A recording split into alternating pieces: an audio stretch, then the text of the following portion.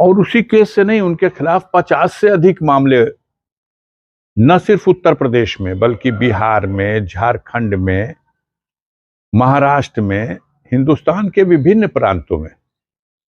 और अब तक सारे मुकदमों में अपने जुगाड़ से वो बचते रहे हैं। यहां तक कि महाराष्ट्र का वो जे हॉस्पिटल हत्याकांड, जिसमें दाऊद इब्राहिम के को अक्यूज्ड हैं ये, क्योंकि दाऊद इब्राहिम के भाई बहनोई की हत्या का बदला लेने के लिए हॉस्पिटल में पुलिस अभिरक्षा में जो घायल था आरोपी राकेश हल्दारकर, उसकी हत्या की गई। इनके सह अभियुक्त सुभाष ठाकुर की फांसी की सजा हुई, जो बाद में सुप्रीम कोर्ट ने उसको आजीवन कारावास टिल डेथ में परिवर्तित किया। वो आज भी जेल में है। अजीब बात है कि सारे केस में बचते चले आ रहे थे। इस केस का भी ट्रायल गाजीपुर में शुरू हो गया, जिसका आपने वर्णन किया है, उसरी चट्टी हत्याकांड। ये 2001 में मुख्तार अंसारी की हत्या करने के उद्देश्य से ब्रजेश सिंह, त्रिभुवन सिंह और उनकी गैंग ने अटैक किया था। उसरी यहां से 5 किलोमीटर दूर मऊ को जाने वाले रास्ते पर एक छोटी सी चट्टी है, गांव है। उसमें 9 इंजर्ड विटनेस जीवित हैं। घटना में कुल 3 लोग मारे भी गए थे। आज तक इस केस का ट्रायल रुका रहे, इसके लिए वो लगातार प्रयास करते रहे कि हमें ट्रायल न हो, उससे पहले जमानत मिल जाए, ताकि हम गवाहों को फिर डरा धमका के खरीद लेंगे। और ऐसा हुआ। हाई कोर्ट में उनकी जमानत की अर्जी खारिज करते हुए बहुत सख्त फैसला लिखा था कि जिस मामले में 9 लोगों को गोली लगी है और जो आदमी इतने दिनों तक फरार रहा, 5 लाख का इनामिया अपराधी था, उसको कैसे जमानत दी जा सकती है। उसी में लास्ट में उन्होंने डायरेक्शन लिख दिया, 1 साल में इस मुकदमे का ट्रायल पूरा कर दिया जाए। अब ब्रजेश सिंह इस ट्रायल से बचते रहे। इसका ट्रायल पहले इलाहाबाद एमपी एमएलए कोर्ट में था। इलाहाबाद एमपी एमएलए कोर्ट ने कई बार गवाह उनके कोर्ट में जब प्रस्तुत हुआ तो उसने निवेदन किया कि मुझे धमकी दी जा रही है, और कोर्ट ने उनको फिजिकल तलब किया, कोर्ट ने उनको वीडियो कॉन्फ्रेंसिंग से तलब किया। लेकिन ये दोनों अभियुक्त न फिजिकल कोर्ट में एमपी एमएलए कोर्ट इलाहाबाद में हाजिर हुए और न वीडियो कॉन्फ्रेंसिंग से। और अपने ऑर्डर शीट में उन्होंने लिखा है, इलाहाबाद एमपी एमएलए कोर्ट के तत्कालीन जज ने, जब एक निर्णय हुआ, कोर्ट बन गई, तो जैसे सारे मुकदमे अपने अपने जिलों में ट्रांसफर हो गए, ये भी मुकदमा इस जिले में ट्रांसफर होकर के आ गया। अभी जिस कोर्ट में ये ट्रायल चल रहा था, चंद दिनों पहले मुख्तार अंसारी के विरुद्ध गैंगस्टर के एक मामले में 10 साल की सजा का आदेश हुआ है। उसी कोर्ट में ये चल रहा है। चूंकि इस मामले में अफरोज खान नामक एक गवाह, जो चश्मदीद गवाह था, उसने न्यायालय में ठोक के गवाही दी। अब बाकी उससे पहले 3 गवाह जो गुजरे हैं, उन्होंने भी अपनी गवाही दी और उन्होंने ये तस्दीक किया कि अफरोज खान भी घटना के समय पिछली गाड़ी की अगली सीट पे बैठा था। अब 4 तारीखों से लगातार मुख्तार अंसारी तलब किए जा रहे थे। मुख्तार अंसारी तो न्यायिक अभिरक्षा में है और न्यायालय ही उनको बुला रहा है कि आइए केस में गवाही दीजिए, और अभियोजन उसको, प्रशासन, शासन उसको नहीं प्रस्तुत कर रहा है।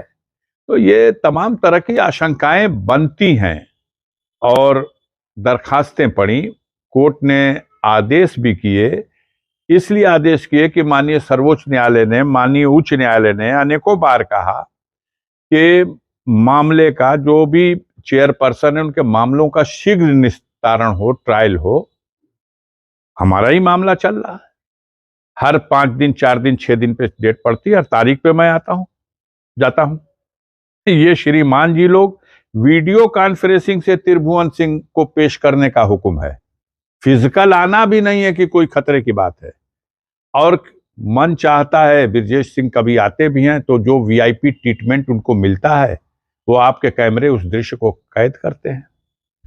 किसी भी तरह से उन्होंने कानून की बारीकियों का कोई फायदा उठाया है और एक आदेश ये प्राप्त कर लिया कि ये 31 साल के बाद जिस मुकदमे का ट्रायल शुरू भी हुआ, और जिस घटना में 3 लोग मरे थे और जिस घटना में 9 और लोगों को गोली लगी है और उनके गवाहों को अभी वो पूरी तरह से तोड़ नहीं पाए हैं या उनको हटा नहीं पाए, एलिमिनेट नहीं कर पाए हैं, वो कोशिश है। वादी मुकदमा मुख्तार अंसारी है। मुख्तार अंसारी के खिलाफ सारे ट्रायल होंगे, लेकिन वादी की हैसियत से मुख्तार अंसारी ब्रजेश सिंह और त्रिभुवन के खिलाफ जो मुकदमा है उसके ट्रायल में गवाही दे दें, ये कहां मंजूर है। उनको इसलिए खतरा है कि निष्पक्ष ट्रायल नहीं होगा, कि यहां एमपी हैं अफजाल अंसारी और उनके भतीजे एमएलए हैं।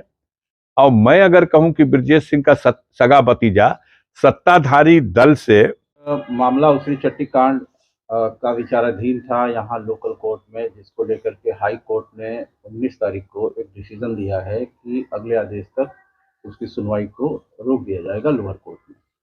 और साथ ही साथ उसमें ये अप्रीहेंशन दिखाया गया है याचिकाकर्ता की तरफ से कि आप और आपकी फैमिली पॉलिटिकली बहुत इन्फ्लुएंस है, जिसकी वजह से इसकी पूरी प्रोसीडिंग जो है वो प्रभावित हो सकती है। क्या रिएक्शन है? देखिए, ब्रजेश सिंह, त्रिभुवन सिंह, इनकी एक गैंग है और इस गैंग में जो जघन्य घटनाओं को अंजाम देने वाले एलिमेंट हैं और उनकी पीछे से पूरी पुष्टपनाही करने वाले भी राजनीति के गलियारे में प्रभावशाली लोग हैं। 1991 में कुंडेसर में जब मैं विधायक था और चुनाव हो रहा था, चुनाव प्रचार से लौटते समय मेरी गाड़ी पर आक्रमण किया गया। उस आक्रमण में 4 लोग मारे गए, 3 लोग तो घटनास्थल पर ही, कामरेड कमला सिंह, झिंगुरी गुप्ता और कामरेड सुरेंद्र राय। बाद में एक और रिटायर प्रिंसिपल कामरेड रामेश्वर राय, जिनकी आंख में गोली लगी थी, उनकी भी बाद में मृत्यु हो गई। इस घटना में सेना के रिटायर कैप्टन जगन्नाथ सिंह घायल हुए। अब कितना दुर्भाग्यपूर्ण है कि 1991 की इस घटना में चूंकि अभियुक्त गण फरार थे, 24 साल तक ब्रजेश सिंह कानून से भागे रहे, न्यायालय से पेरोल मिला था और भाग लिए और कानून को धोखा देकर के लगातार अपराध करते रहे। जब वो पकड़े गए भुवनेश्वर में, दिल्ली की पुलिस ने पकड़ा, तब वो लाए गए, उनके खिलाफ मामले खुले, उसमें कुंडेसर कांड भी खुला। लेकिन अपने धन बल, अपने राजनीतिक प्रभाव और अपने भय और आतंक का लाभ उठा करके उन्होंने गवाहों को तोड़ा। एक गवाह जो जीवित थे, घायल गवाह कैप्टन जगन्नाथ सिंह, अब नहीं रहे, उन्होंने गवाही दी कोर्ट में और पहचान भी कराई, लेकिन दुर्भाग्यपूर्ण परिस्थिति यह है कि उस केस से वो छूट गए। और उसी